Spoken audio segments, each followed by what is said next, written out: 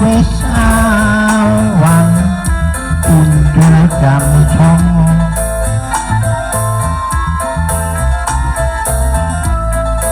arep diampiri kanca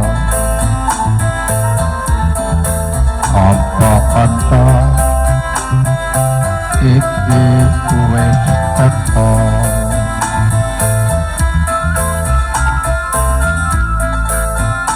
kanca jenenge sapa kancaku jenenge Mas Pawin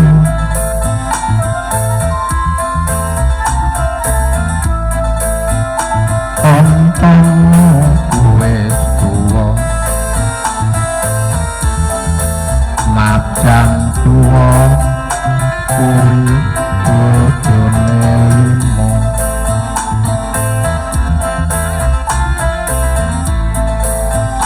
saiki mangkat dhewe mangkat kerja aku sing ngerti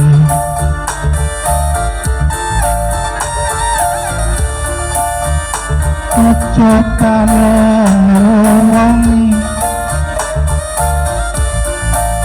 mangkat dhewe ora ana rezekine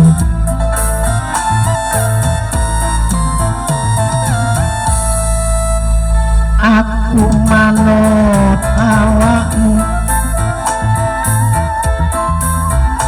yen kowe gelem ngaturke aku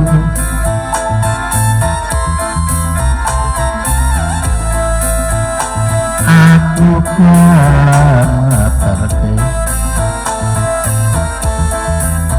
kowe ben ra ketularan wong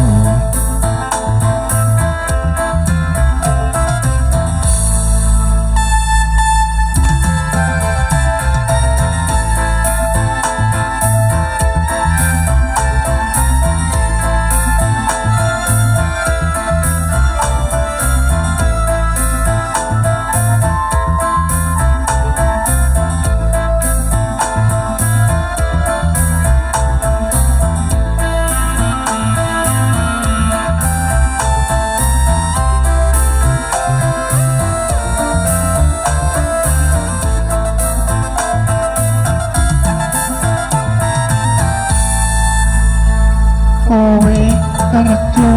kampiro iki wis awan punjul jam 09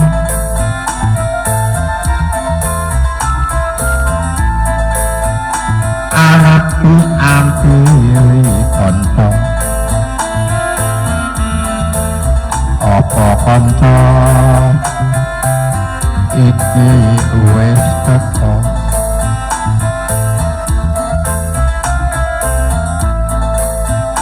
kanca jenenge sapa kancaku jenenge Mas Pawin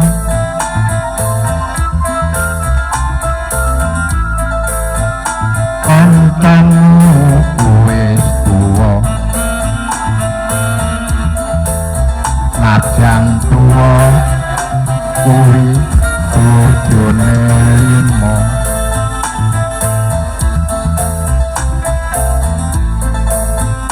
saiki mangkat dhewe mangkat kerja aku sing ngerti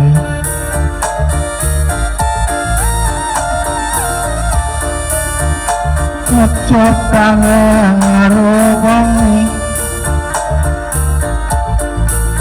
mangkat dhewe ora ana resikune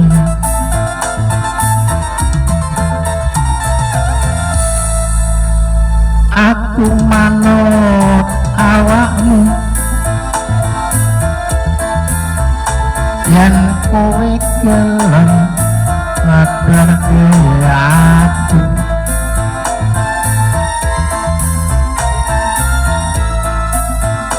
aku gelem ngeterke